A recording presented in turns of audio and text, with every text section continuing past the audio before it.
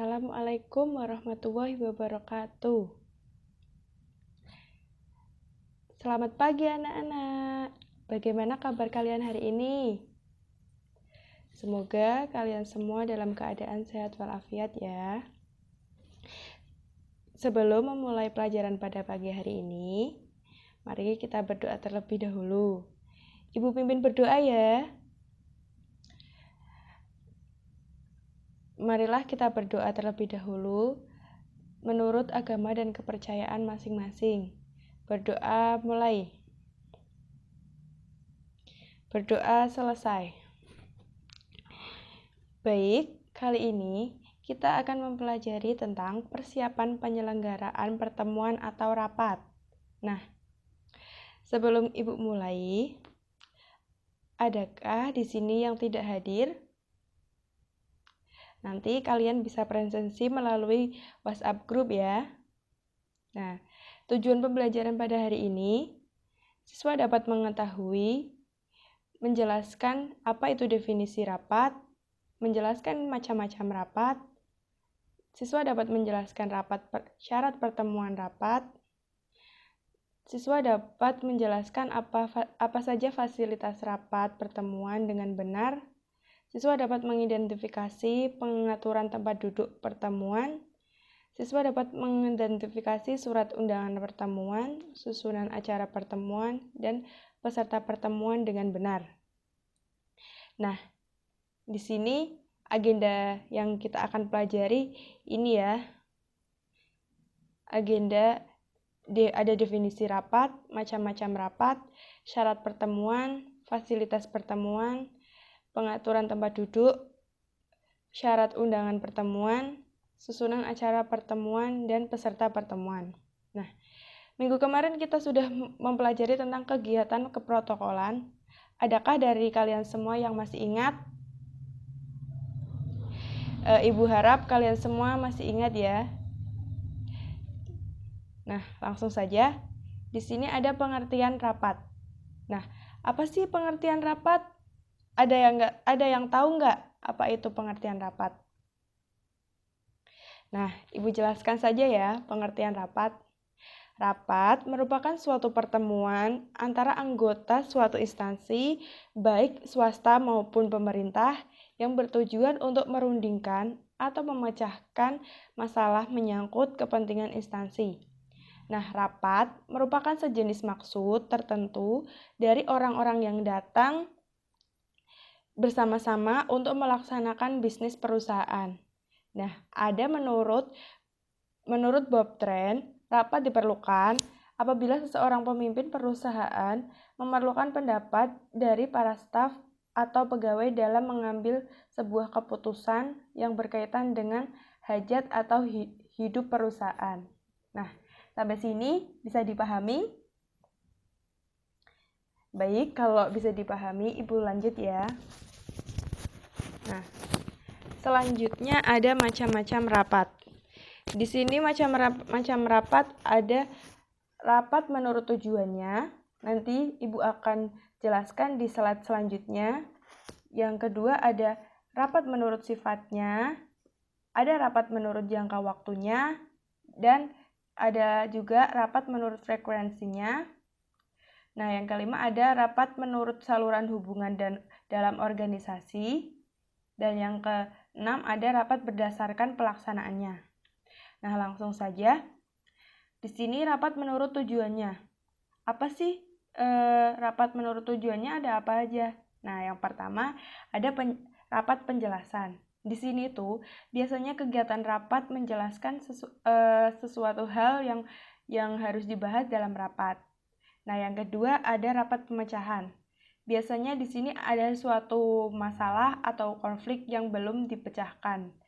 Nah, yang ketiga ada rapat perundingan.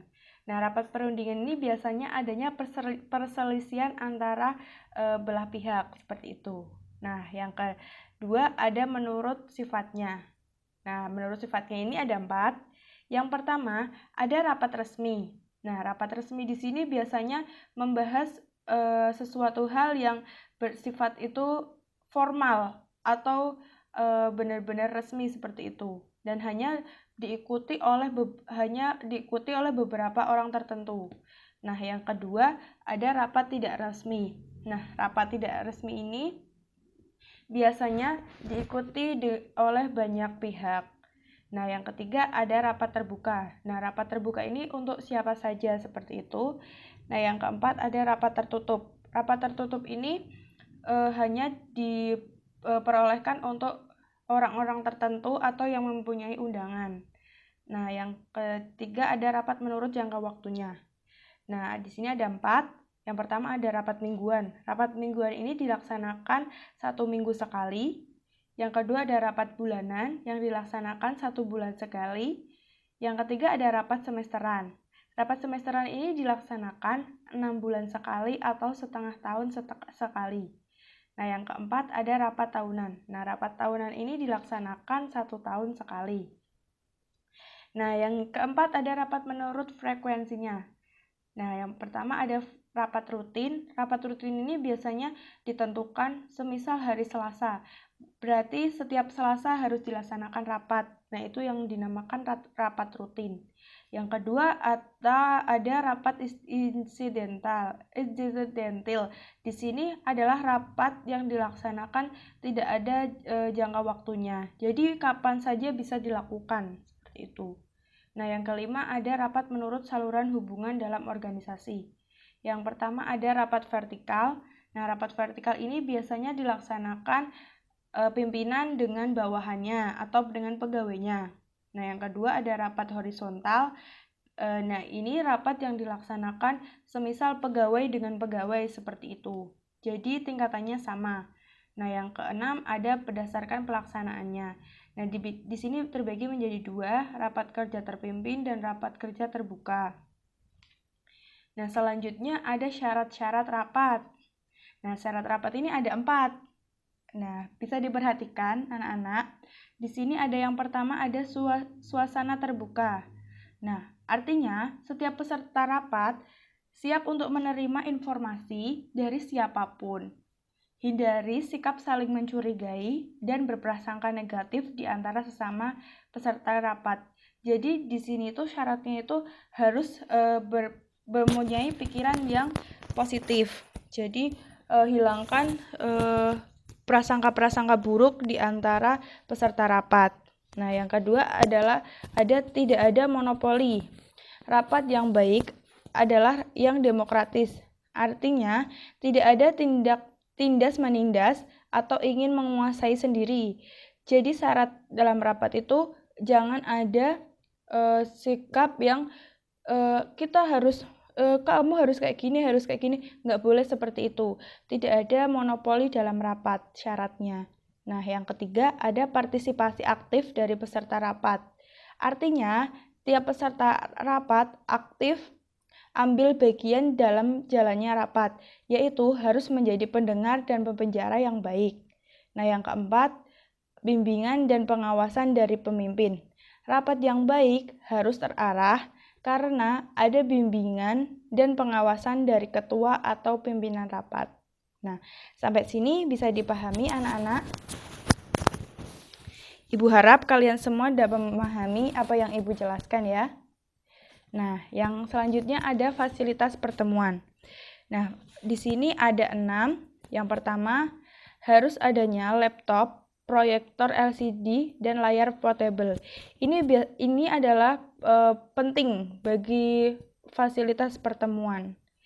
Nah, yang kedua ada pengaturan cahaya. Jadi di dalam rapat itu harus ada ketentuan dalam rapat yaitu pengaturan cahaya. Jadi pengaturan cahaya dalam rapat itu harus terang seperti itu, harus memperhatikan pengaturan cahayanya. Yang ketiga ada akses internet gratis. Jadi di sini misal ada wifi seperti itu dalam rapat. Nah, yang selanjutnya ada flipchart, papan tulis, dan spidol. Gunanya untuk semisal kita ada pokok-pokok yang harus dibahas atau ditulis, bisa langsung ditulis tanpa kita harus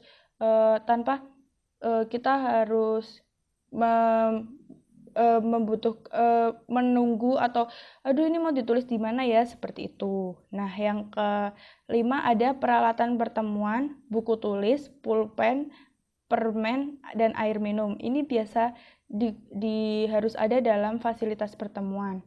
Nah, yang keenam ada sound system atau pengaturan suara. Nah, selanjutnya ada pengaturan tempat duduk pertemuan. Nah, di sini itu ada 4 gaya. Yang pertama, gaya klasik.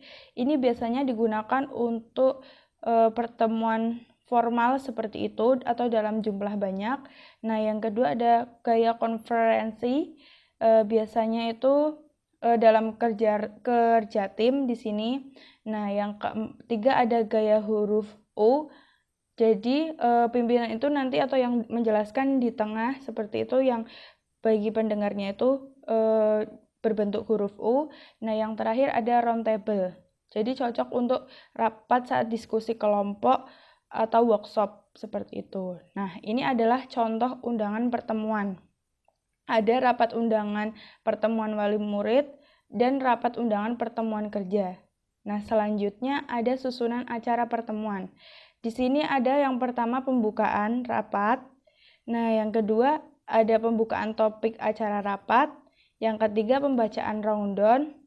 Yang keempat sambutan dari ketua rapat atau yang mewakili. Yang kelima mempersilahkan kepada narasumber untuk mengambil alih. Dan yang keenam penutup acara rapat kerja. Nah, di sini ada peserta pertemuan. Ada 7 tipe peserta pertemuan. Yang pertama, tipe pemersatu. Ini sangat dibutuhkan dalam rapat. Nah, yang kedua ada tipe perantara untuk sebagai penengah. Nah, yang ketiga ada tipe pendengar. Ini tidak menyumbangkan pikiran atau pendapat. Ini jarang digunakan. Yang keempat ada tipe pemberi semangat. Yang kelima ada tipe inisiatif. Yang keenam ada tipe pemberi informasi. Nah, yang ketujuh adalah tipe penyerang. Nah, itu semua yang bisa saya sampaikan. Apabila nanti ada yang kurang jelas, nanti anak-anak bisa tanya melalui grup WhatsApp seperti itu. Nah, penugasan sendiri Ibu sudah upload melalui Google Classroom. Silahkan kalian semua bisa lihat dan jangan sampai tugasnya mengumpulkannya telat. Jadi harus memperhatikan batas akhir pengumpulan tugas seperti itu. Mungkin itu saja yang Ibu sampaikan. Apabila ada kata-kata yang kurang berkenan, Ibu mohon maaf. Tetap jaga kesehatan, patuhi protokol kesehatan yang ada. Terima kasih. Wassalamualaikum warahmatullahi wabarakatuh.